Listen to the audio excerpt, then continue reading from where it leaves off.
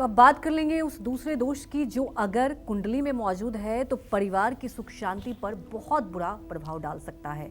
पंडित जी, देखिए, अब हम पितृदोष की बात कर रहे हैं। अगर आपकी कुंडली में पितृदोष है, अब पितृदोष होता क्या है? गीता में वर्णन आता है कि जब संतति वर्ण संकर होती है तो पिंडोदक क्रिया लुप्त हो जाती है। पिंडोदक का मतलब होता है पिंडदान और तर्पण जो पितरों को किया जाता है वो नहीं मिलता है। आज तो इसकी बहुतायत है। आप कहेंगे बहुतायत कैसे है? तो बहुतायत ऐसे है कि हमारे शास्त्रों में लिखा हुआ है, कोई भी मृत व्यक्ति जिसकी मृत्यु का आपको पता है और जिसको आपने चिता पर समय से जलाया है, उसके 13 दिन में 13 कर्म होने चाहिए।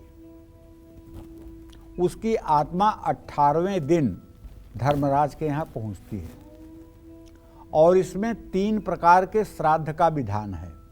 मलिन खोडसी, मध्यम खोडसी, उत्तम खोडसी।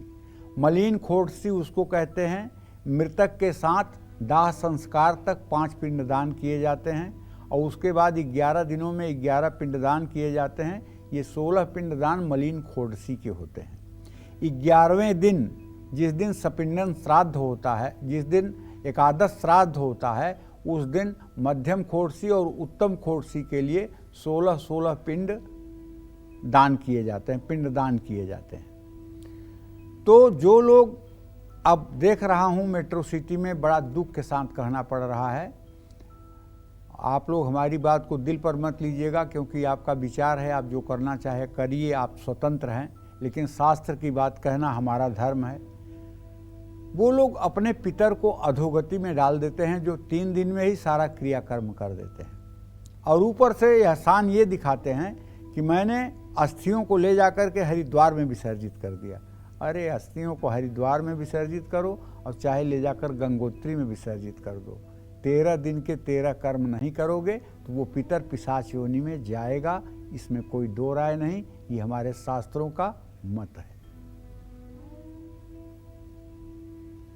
ये तो ऐसी बात हुई कि कलिमल ग्रसे धर्म सब लुप्त भये सदग्रंथ, दम्भिन निजमत कल्पिकर प्रकट किए बहुपंथ। ये अपने अपने विचार से लोगों ने अपने अपने ढंग से अपने अपने सुविधा के अनुसार रास्ता चुन लिया है। 13 दिन का कर्म 13 दिनों में होना चाहिए।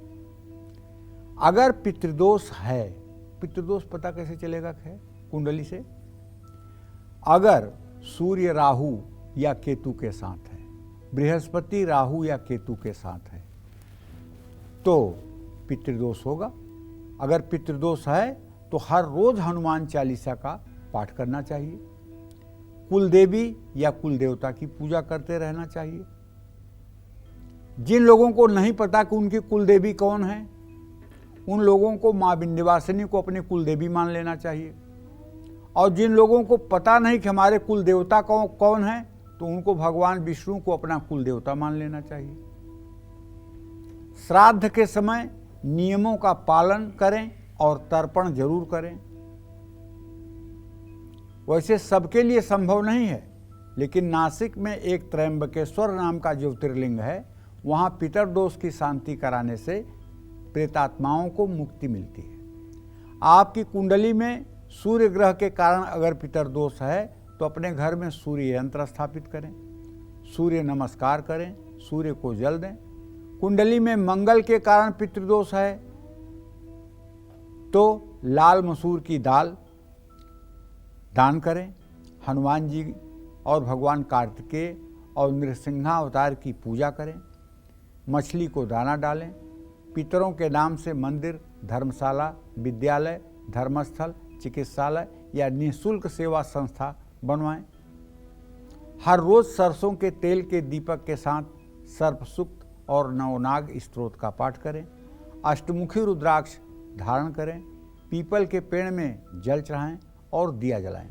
पूर्णिमा को लोटे में कच्चा दूध डालकर चंद्रमा को अर्घ दें और प्रतिदिन गाय को, कुत्ते को, कौवे को रोटी जरूर खिलाएं।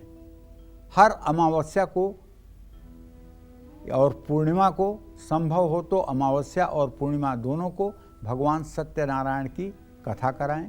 दक्षिण दिशा की तरफ पैर करके कभी ना सोएं।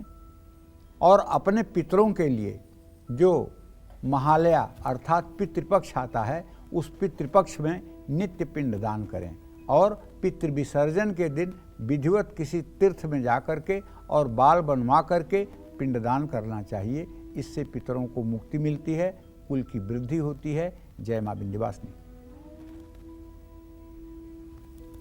तो बिल्कुल पंडित जी, जैसा आप बता रहे, तो क्या ये जो उपाय आपने बताया ये पितृपक्ष में ही करना चाहिए?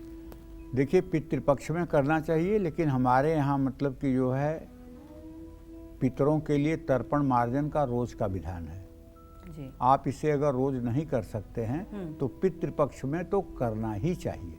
बिल्कुल। अगर आप नित्य नहीं कर सकते हैं तो पितृपक्ष 15 दिनों के लिए पितरों को समर्पित है। उस समय सारे शुभ कार्य वर्जित होते हैं, देवताओं का पूजन भी वर्जित होता है।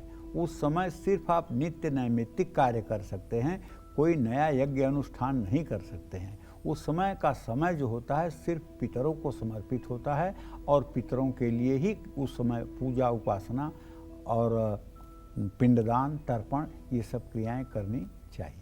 तो बिल्कुल, आप जब पितृपक्ष हो तो जो उपाय बताए पंडित जी ने, मुख्य